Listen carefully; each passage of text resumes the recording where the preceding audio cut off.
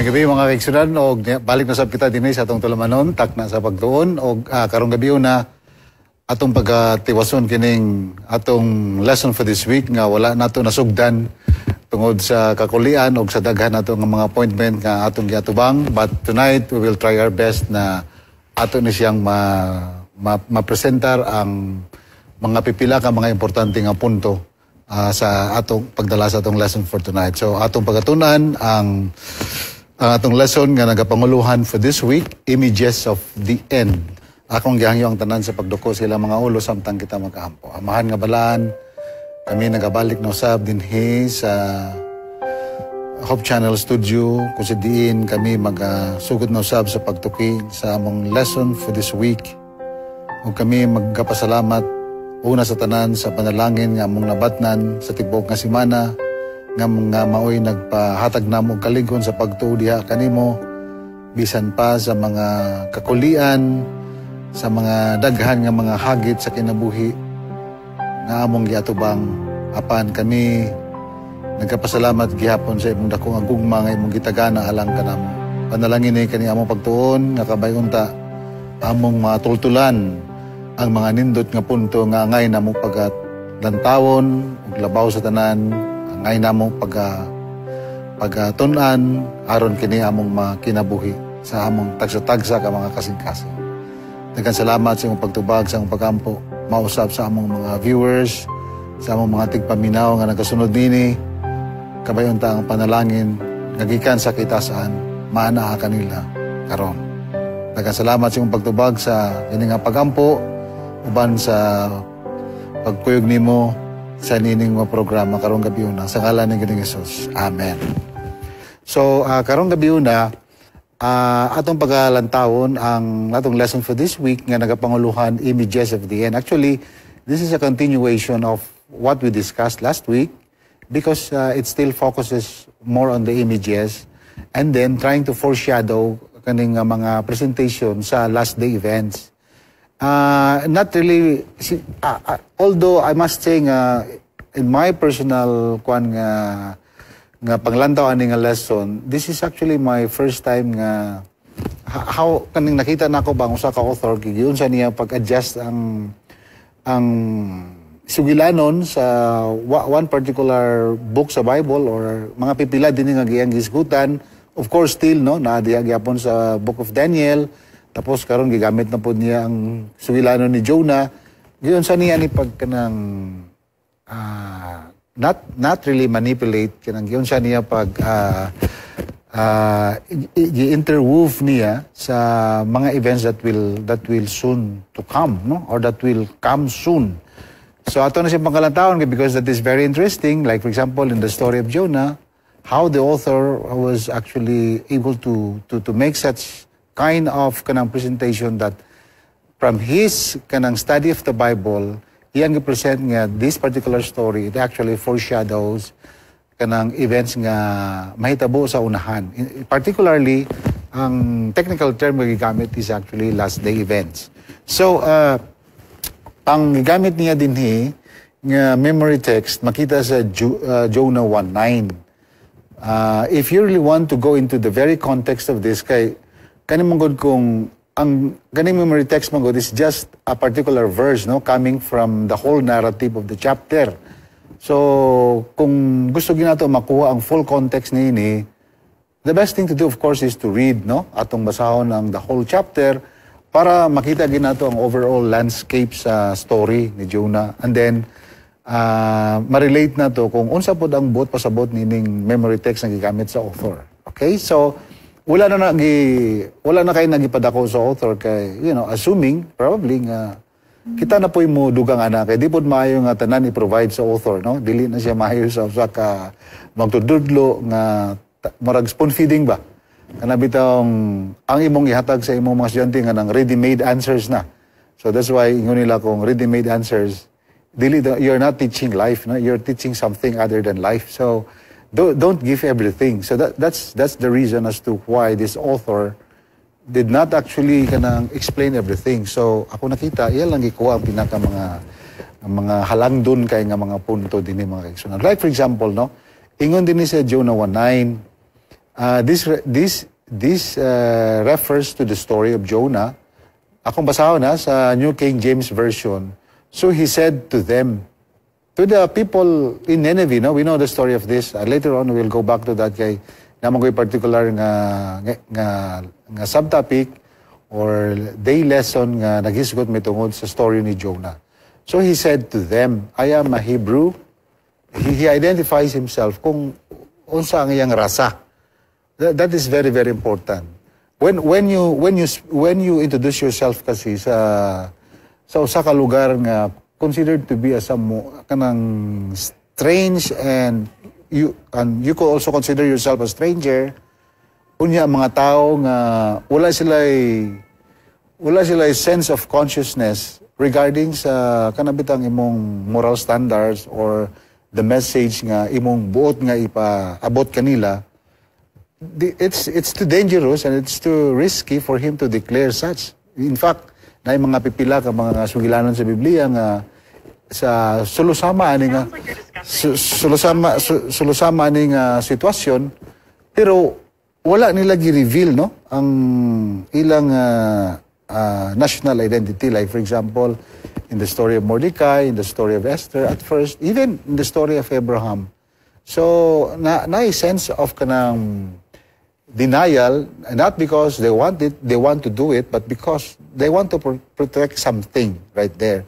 But in the case of Jonah, it's a different kind of ethics, because his ethics is very kanang potent and it's very, very powerful. Kay mura man siya kanang do or die ba, you know? You have a mission to bring the gospel to a place where people are so wicked, no, kanang all sort of kanang wickedness or unsa pa na nga mga dili maayo nga mga ginahimo makita nimo sa lugar sa Nineveh. But so he was so brave enough to tell them, after he gained that courage and composure, to really tell them nga who he was, kung asa po siya nagikan. So that means it is a statement of kanang courage. Basig sa first line pa lang, guyuro na. Siguro, baka i-subject na si Jonah for kanang patyon ba siya or sakitan ba siya. But he did that, He said, I am a Hebrew in a place where people do not actually mind at all the message that he was actually trying to, intend to bring to them. But he said, I am a Hebrew, and I fear the Lord. The message is just simple, no? And I fear the Lord, the God of heaven, who made the sea and the dry land. Sa akong paglanta mo kaning statement. So first of all, of course, I am a Hebrew. That means it's identified with the people from Assyrian, so different from the Hebrew people. And besides, the Assyrians, when we look into the story of this one, how Nineveh came into existence, naman kalambigitan dito sa di ba? Itong lesson na to previously, si Nimrod, itong mighty hunter, if you remember that one, na makita dito sa Genesis chapter 10, di ba? Itong story ni Nimrod, and then, founded kingdom, included Babel and land of Shera, including this one, actually, which later on, nahimo ni siya nga Nineveh, is one of the kanang prominent nga syudad kaniadto. So, he was there. Ang usa sa mga butang akong na-appreciate ani is kanang immediate ginako nga impression mga kaigsunan is kaning ningon siya nga I fear the Lord. So it's a message. Wala na siya nagpaligoy-ligoy pa. So the introduction that he made was straightforward. He said I fear the Lord. I don't know how I don't know the exact really context sa mga tao during that time kasi kani manggod mingon ka nga I am a Hebrew and then I fear the Lord. So what, no? It's good nga mga tao sa Nineveh did not actually kanabitang argue with him and say, oh, so what? No, we don't care, we don't mind if you are a Hebrew and you fear the Lord. So what? Gusto na mo nga we'll just continue with what we're doing. So it's something to that ba. But he was so insistent, I fear the Lord, the God of heaven who made the sea and the dry land. So, wala man kayo ni siya na kuan sa author, but let me just kanabitang not exaggerate, but magnify, no? Let's say, magnify the text. Kanang verse nga gigamit din kanang mingon mo I fear the Lord. Murabag, everything was actually surrendered to God, in the face of great danger, with the task of giving the message to them as commanded by God. There is no other kanang better way for you to do or to say something to them, except that you first proclaim the validity and what is this now? The majesty, I think that's the word. The majesty of the God that you serve.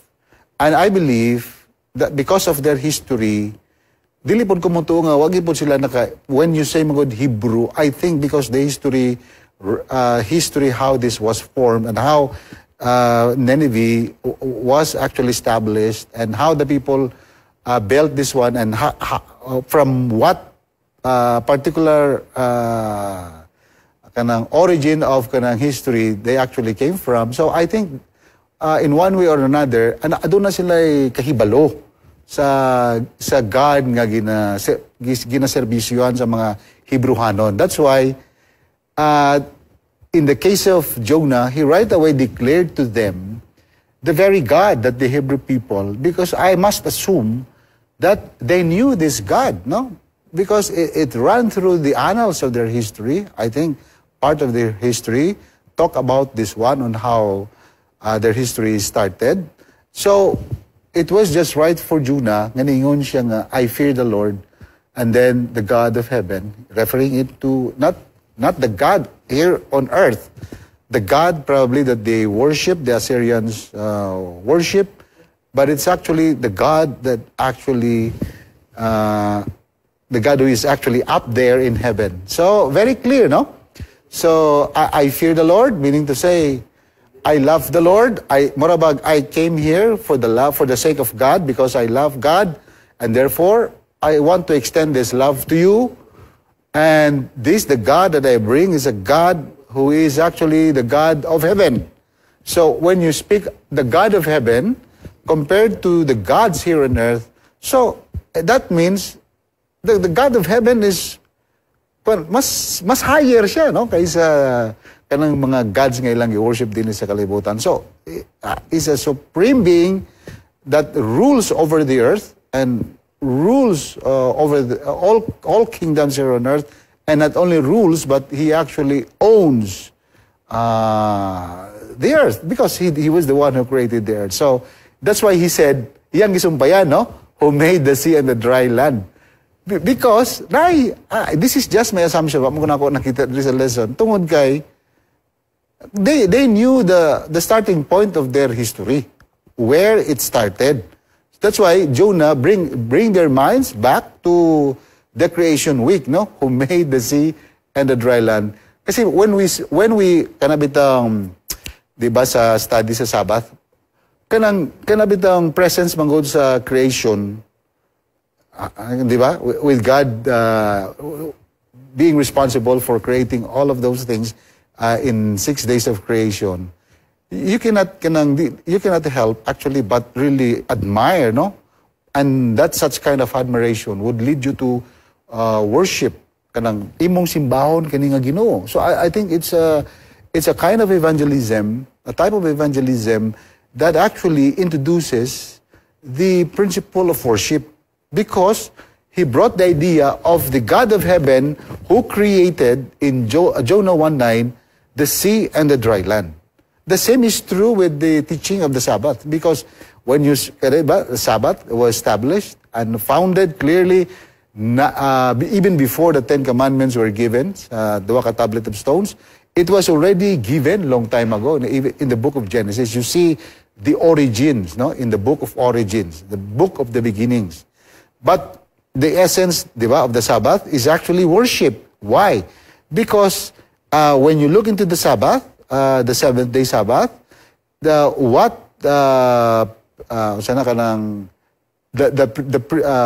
things that actually happened before the the establishment of the Sabbath, I'm sorry, I'm looking for akong ginauna ka ng Cebuan mga word, mga kaigsunan.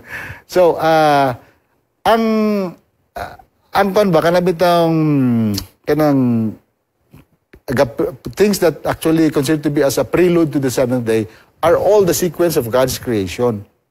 So that's why I said last week nga, dili gini mo pwede nga mabalhin ng seventh day to the first day. Because kung ibalhin mo ni mong seventh day to the first day, madaot ang sequence sa creation ba sa Ginoo.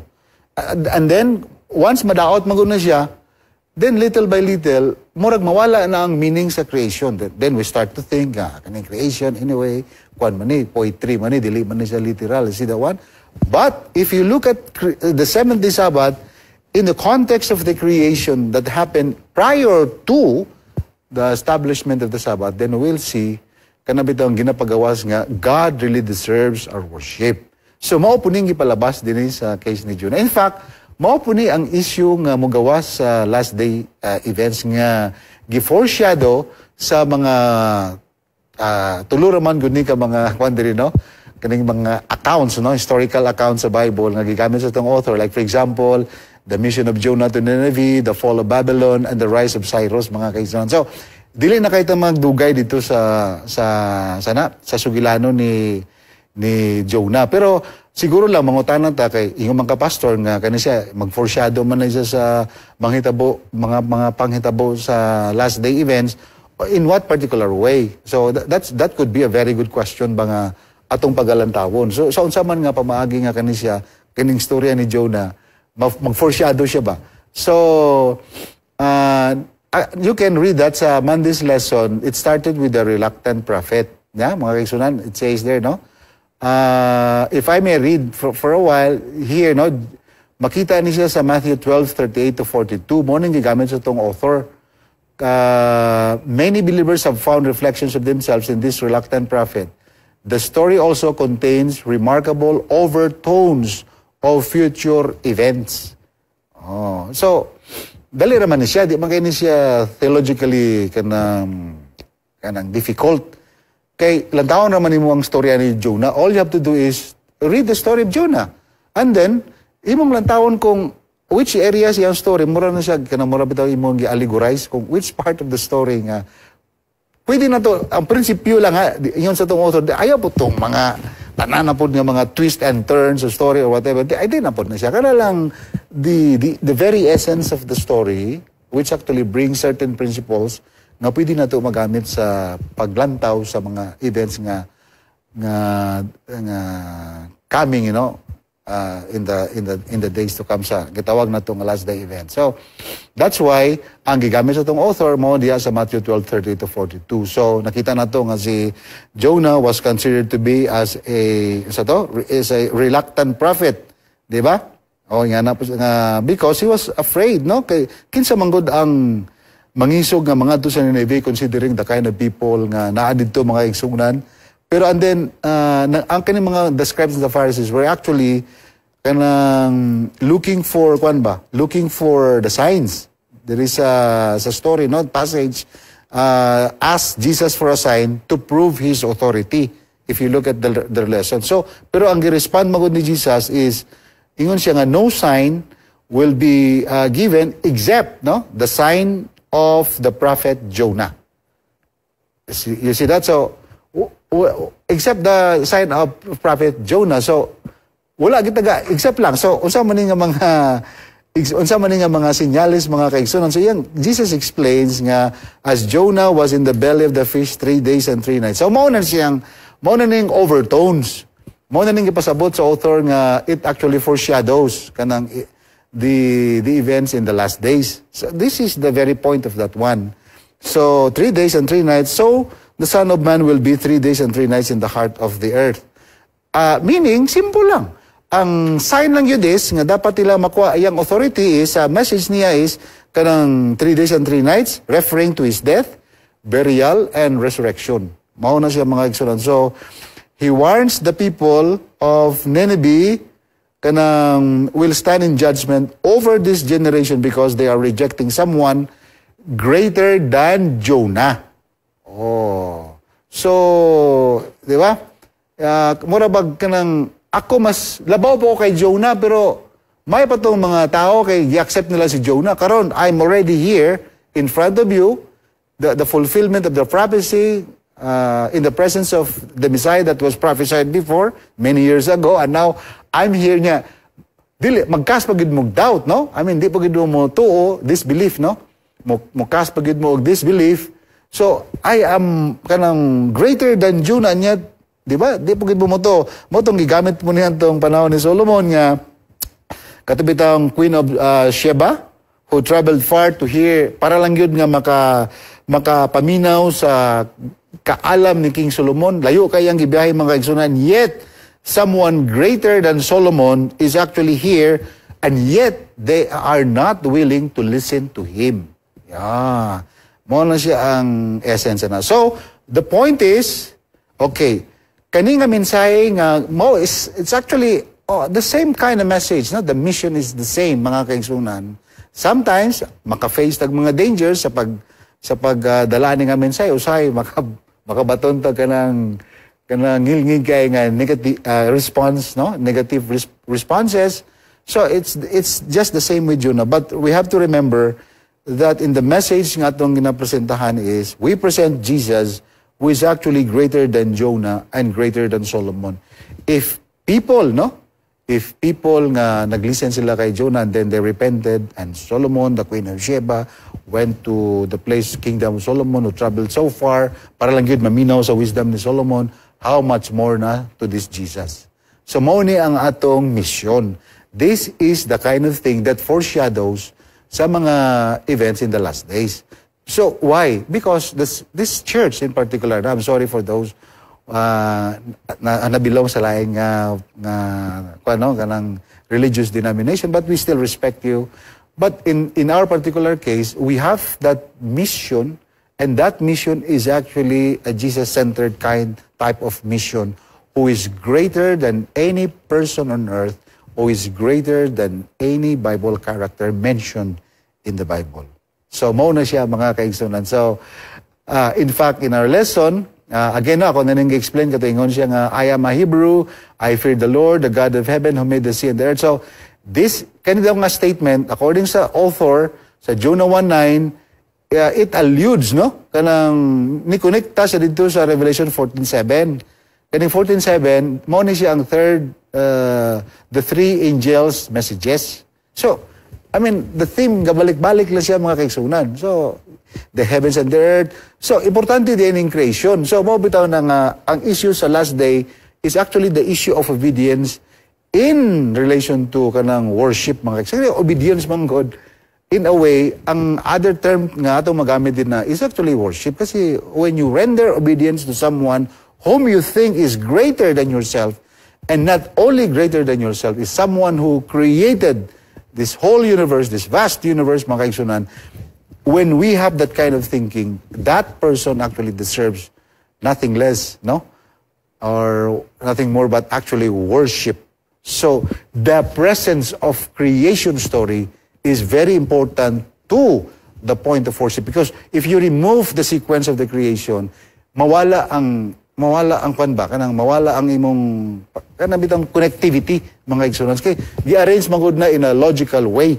Kanang creation week was actually arranged in a logical way. The sequence of creation is very, very logical mga kaigsunan. So, when you think of that, mo nang ibalik-balik ining who made the sea and the dry land. Mao gani siya mga kaigsunan. That's why in our church, ang ato pun nga punterya mo ang pagsabwag sa mayang balita pinaagi sa kanang gisimbolize diya sa Revelation 14:7 kanang the three angels' messages. Of course, sa Monday na work of repentance, nakita na to, and Jonah began enter the city of the first day's walk. Di ba? At 40 days, di ba? Si Jonah vomit siya sa big fish. Imagine, wala pa siya nakailis mga kaigsunan. Gisi-gisi pa yung mga sanina, nanimaho pa siya sa laway, grabe biya nakasidik kanang sulod sa tiyan sa whale mga kaigsunan. Mamatay ka sa grabbing intensity sa acid that is actually present there. So, when he was vomited, no? Di man siguro vomited, pero mo lang itong gigamit nga term, gi-eject siya mga kaigsunan. iyang mga salina gisi-gisi pa. Wala, dili siya sputing, dili siya nakakorbata, wala siya nakasapatos o sinaw. In fact, yung sinilas nawala na. Kay nasunog na sa acid sa big fish mga kaisunan. Pero wala to siya naghinder sa pagdala sa maayong balita. In fact, that was the message that he brought. And so, their doom was averted. So, unsa may bot pasabot ani sa last day events. So, naay part sa prophecy nga kung I forgot I think this is a conditional. Kaya duwa mo ganyan klase na apocalyptic, and I think the other one is, it's tip of my nose, but I could not, hindi na ako move forward sa akong memory, mga kaigsunan. So, it's like conditional ba? So, their doom was actually averted because they repented because of Jonah's courage to preach the gospel. So, morning lesson na to nga, it actually foreshadows sa adding na storya, it also foreshadows sa event ni Jonah. Nakani siyang Belshazzar, of course, we know this one, after the death of Nebuchadnezzar, kung atong pagkabasahon ang Daniel, no? Daniel 4:34 to 37, 34 to 37, ato makita nga, of course, according po sa itong author, of course, Jonah died as a believer, mga kaisunan, professing that Daniel's God was indeed the rightful ruler of all nations. So there is that called the cognizant nga aspito, no, nga, I mean, the kind of activity nga yang nahimo nga iyabang na recognize nga ang Ginoo is the rightful ruler of all nations. Kaya kung kaning act of kanang recognizing God as the rightful ruler of all nations, that is actually tantamount to worship. Yan. That's why kaning Sabbath, it actually hangs on that teaching, creation. Because when you look at the creation, it actually gives you the idea that God is an all-powerful God. Therefore, He alone deserves our worship. Okay? So, nga na siya. So, but unfortunately, of course, we actually all know what happened there. And he was actually replaced by Belshazzar, his son, no? Yang anak si Belshazzar. Pero si Belshazzar, on the contrary, wala niya gisunod ang katong last will nga testament sa iyang papa. Kaya iyang papa mo nag-declare sa Ginoo nga the rightful ruler of all nations. So he diverted. He put it aside. Pero I believe that nagi degree of influence na himo iyang father sa iyang anak. Pero because of again, the problem of human nature, you know, if you study the philosophy of David Hume, John Locke, di ba? Or many other prominent nga mga psychologists and philosophers, mga kaigsunan, when they speak, even Plato speak about this one, no? Ang problem yun is actually the loss of control of the appetite symbolically. Because the moment nga mawadaan ka og control sa imong desire for something, then it will actually mo rule siya sa atong kaning ability to reason out. It will actually becloud our sense of rationality. That's according to Plato, mga kisunan. So, that's why, despite of the good influence, siguro in the last few days, siyang father, but he still continued to follow what his desire would like him to have, no? Iya yun ang gi-follow ang desire sa iyang appetite, mga kaigsunan, and then it destroyed the whole kingdom. Atong makita na diya sa Wednesday, and then came another kingdom which is called the kingdom of Medo-Persia, di ba? Mga kaigsunan, and it was actually led by Cyrus. I think there's another name attached sa name ni Cyrus. I forgot that nalapod sa akong mind, di na po na ako makuha mga isunan kay lisod ni kay edad ta. So, nakabalo na ta, no? Yun sa ni Cyrus pag-conquer ng Babylon. Ang iyang gihimo is, of course, gidivert niya ang River Euphrates, kaning Babylon manggod, kaning mga early civilizations sa atong world history. Most of them started with kanang river ba? Diya sa river ba? Kanang riverside. So all civilizations in the early history, it all started with kanang aduna gid sila dako kay nga river around. Okay, ang ilang mode of transportation magod sa ilang pangnegosyo dito nila ginaagi sa river. So kung naay river, mas dali sila makadala silang mga goods, no, for trading purposes to other places crossing the river. So, and then not only that, ang river po ga-provide og kanang, you know, tubig sa ilang mga pananom. So that's why ang ancient civilization, it all started with the river valleys, as they said. So mo po niyang sa Babylon. During this time, Babylon was so immensely great, mga kaigsunan, and naibog si Cyrus nga unta iya ni siyang makuha kani siya nga kwan kay para part sa extension sa iyang kingdom ba, and also to, you know, to kanabitang mapakita po niya as how powerful really he was. And mind you, kani siya nga panghitabo na siya, di ba? Na-prophesy na siya na Daniel long time ago. And now it's beginning to unfold, mga kaigsunan. So, of course, we know, no, nga gidivert ni Cyrus ang River Euphrates, nagdig siya og kanal, no? Upstream, and then gi-redirect niya ang flow into a large basin or an old lake bed para nga ma-dry up niya, mga kaigsunan. Actually, dili daw siya nga totally dried up. Nagyapoy nabilin. So, kay naman ko'y part sa river nga gihimo sa usa ka I think it was a queen, mga kaigsunan sa Babylon nga giagi niya ang river dito sa sulod. Murag nag-divert po siya ba. So when it dried up, nahimo siya nga advantage sa kaway. A river could, muna yung sa itong author, a river could also be an advantage and at the same time also a disadvantage. Especially kung naay mga tao or mga enemies nga gaplano sa pag-take over sa kingdom. So this will actually happen. But the good thing is, but the point here, kani makita sa Isaiah 45:1, no? Kanang bitong gingon dinhi nga si Cyrus gi-anoint na ni siya sa Ginoo. Oh, no? So unsa man nga katuyuan? Of course, we know the reason para matagaan og kagawasan ang mga katawan sa Ginoo nga ang Ginoo ningon na, "Oh, it's time for my people to go back to the promised land." I mean, tama na ni siya, mga kaigsunan. So, it happened that way. Cyrus, actually, na-remember na akong word, he was called as Cyrus the Silender, mga kaigsunan.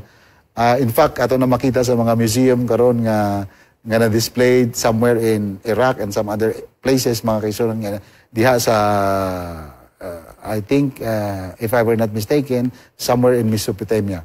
So, okay? So, yes, the Anointed One, not only did the famous Persian liberate God's people, but his campaign against Babylon is also type of Christ's second coming. So, napod siya, here, it actually now foreshadows what is going to happen in the last days, because it will, as prophesied, mabot yun ang panahon niya, kani atong mga lulan na ginabit-bit makaigsunan, mabot yun ang panahon nga tagaan po ta sa Ginoo og kagawasan. From all of this kanang bitong burdens, mga kalisod, ug tanan pa nga nakahatag nato og kanang dako kay nga kabugaton or lulan sa atong kinabuhi. So as it happened to his people during the time of Cyrus as anointed by God, God will also, para sa kuano kana, I don't know kung wala po kita din sa presentation, kung ako pod mo aliguray sa nimo kaigsunan, I would liken Cyrus to a church, no, di ba? Gamiton po sa Ginoo ang usa ka church, pero dili gid siya perfectly the same kay si Cyrus is a non-believer man eh. Pero gigamit sa Ginoo ang usa ka church, established a church kaning gitawag na to nga remnant church sa katuyuan nga, di ba?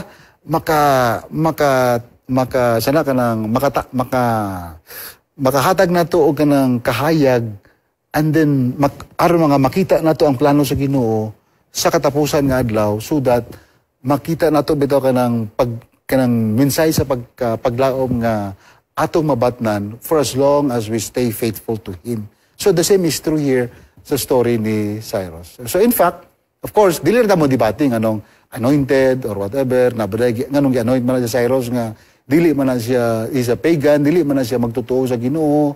Napoy mga, of course, na mga pipila ka mga Bible commentary nga, writers nga naging unani. Katong pag-anoint do kay Cyrus, before we end, that is anointed only in a functional sense, not in the sense of kanang personal salvation.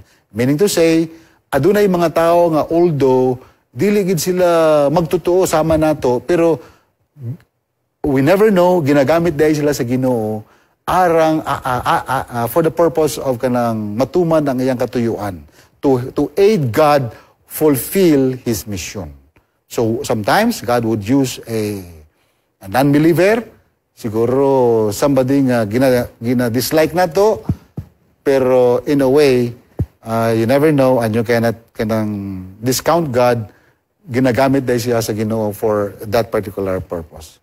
So, I think that's the sense of our lesson for this week. And we don't have the luxury of time anymore. So, I think we will end here, mga kaigsunan. Di na po, actually, itong lesson, dili gini siya lisod kayo, mga kaigsunan. Tanawon na to ang storya, no? Di na to ibalik-balik. And I think, daga na to, nakabalo na sa sugilanon ni Cyrus, sugilanon ni Belshazzar, o sa sugilanon ni Jonah. So, diha lang takutob, dagang salamat, o akong gilauman nga kini nakadugang o gamay nga, o dugang nga kahayag or kanang kaibalo sa inyong mga panguna-una. So, magduko atong mga ulo sa closing prayer. Heavenly Father, we thank you very much for the time we spent in the study of your word. We have so many limitations, dear Lord. In fact, we don't even deserve to bring this about because our knowledge is just so limited. But thank you, dear Lord, that even in such circumstance, yet you allowed us to see the light, and it is now getting brighter and brighter, especially as we get closer to you. I pray for all our listeners and viewers who are watching and listening right now, whatever their circumstances, and may this message of reassurance of telling us that whenever these things will happen again, we can always look back to what happened to the story of Jonah, what happened to the story of Belshazzar, and what happened to the story of Cyrus, who freed your people so that they can go back to the promised land. That's the promise that we've been waiting for, the promised land, dear Lord. I'm sure and for sure it will happen soon, and we will all be there. Thank you for giving us the strength and courage to be with you always. In Jesus' name I pray. Amen.